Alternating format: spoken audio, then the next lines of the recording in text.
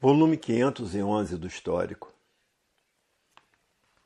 A matéria é um conjunto de ruínas reunidas que por si mesma se destrói. É um estado de vida simbólico, provisório e passageiro. É um simbolismo da natureza, é um embusteirismo grosseiro, adotado por pessoas grosseiras que são os materialistas.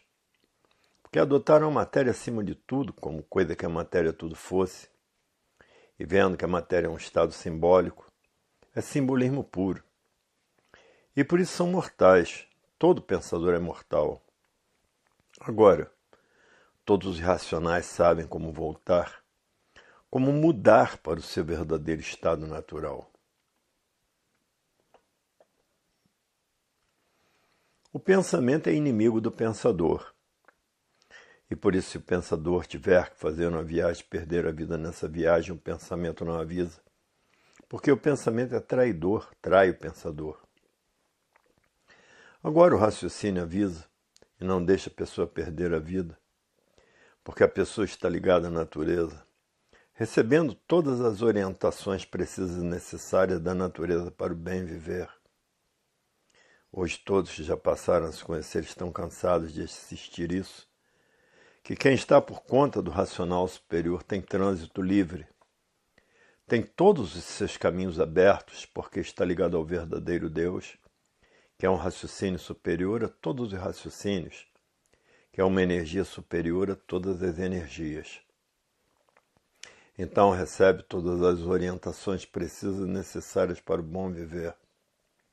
Se tem vícios, perde todos os vícios. Se não presta, passa a prestar. Se não vale nada, passa a valer. E assim o mundo é cheio dessas controvérsias. É um verdadeiro chiqueiro de porco, porque a matéria é lama, é feita pelo líquido, pelo sêmen, que é um líquido. E por isso é um conjunto de ruínas reunidas que por si mesmo se destrói, porque depois de morto vira líquido. Hoje todos que passaram a se conhecer, muitos têm nojo de si mesmo, dizendo: tomara deixar de ser assim e voltar para o meu verdadeiro estado natural, que é um corpo de energia de vida eterna com seu progresso de pureza, por ser energia feita no primeiro mundo, mundo racional. Tomara eu voltar para o meu verdadeiro estado natural, porque a imperfeição desse mundo é muito grande. Hoje todos que passaram a se conhecer diz: é verdade, um conjunto de lamas aparentes é o que a humanidade é.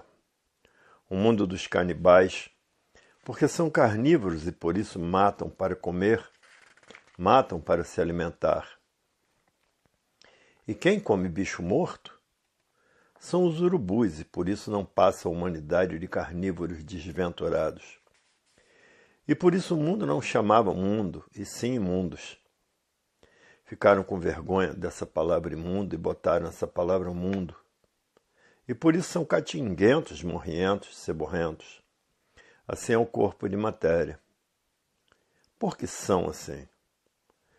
Por serem carnívoros, usando a água para aparentar o que não são, e desodorantes para aparentar aquilo que não são, para aparentarem que são cheirosos, usando perfumes para aparentar que são perfumados, que são cheirosos. E assim é a vida desses fariseus que pensam ser aquilo que não são. Fariseu é aquele que pensa muito e não sabe o porquê que pensa. Vive desconhecido de si mesmo, não sabendo porquê que assim são, de onde vieram, para onde vão, e muito menos de onde são. E todo fariseu não sabe o porquê que pensa. Se soubessem, não pensavam, raciocinavam. Porque o pensamento não foi feito para acertar. Se o pensamento fosse feito para acertar, não existiria desacerto na vida dos pensadores. Porque quem pensa não sabe o porquê que pensa.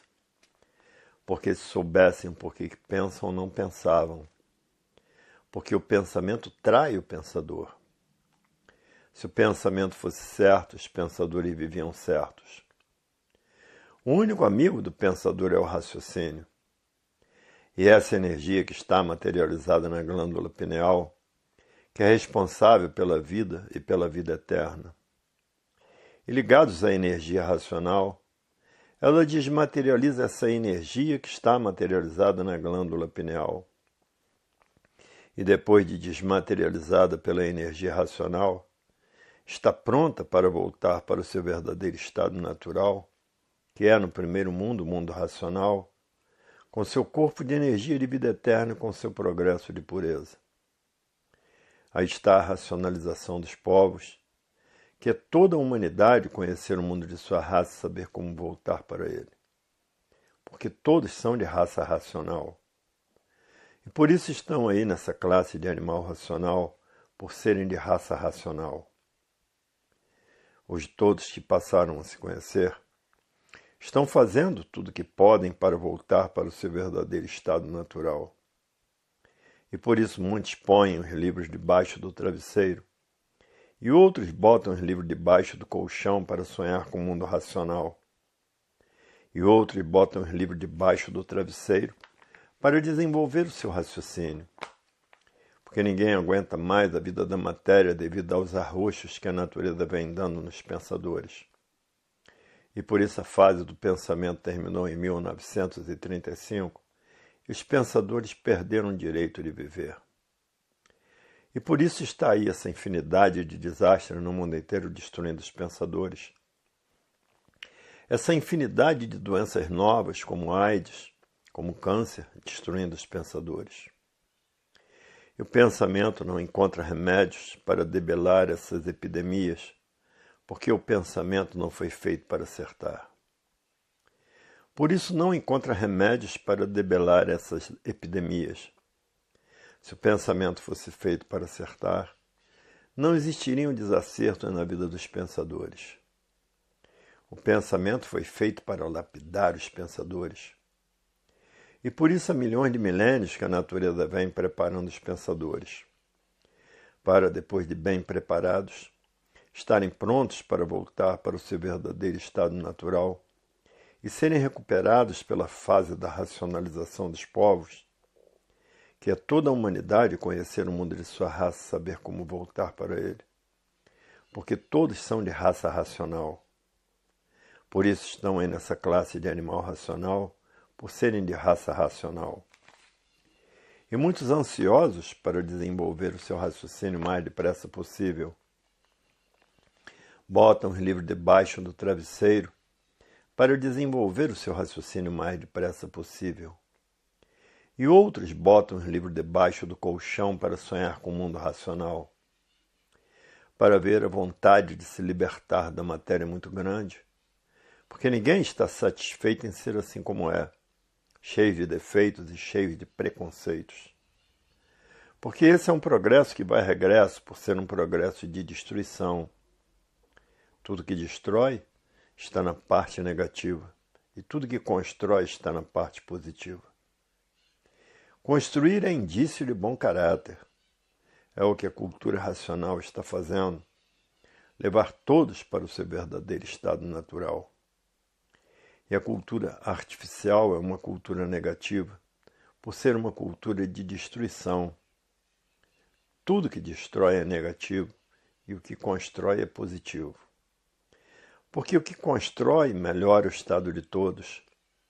É o que faz a cultura racional levar todos para o seu verdadeiro estado natural, que são corpos de energia de vida eterna com seu progresso de pureza.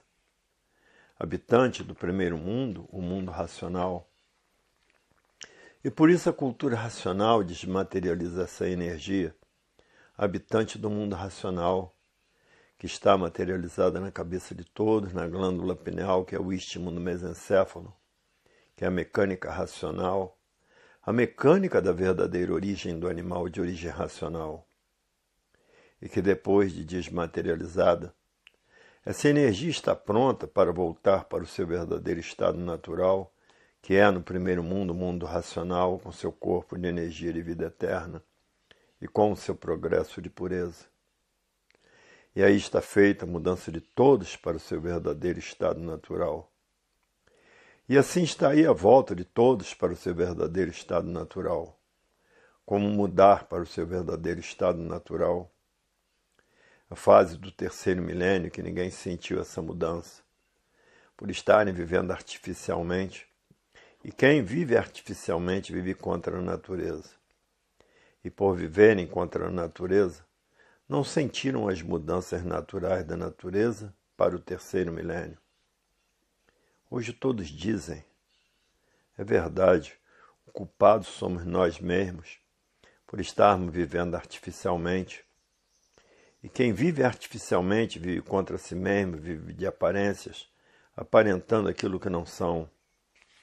E aí está a fase da racionalização dos povos, que é toda a humanidade conhecer o mundo de sua raça e saber como voltar para ele, por todos serem de raça racional. E por isso estão aí nessa classe de animal racional.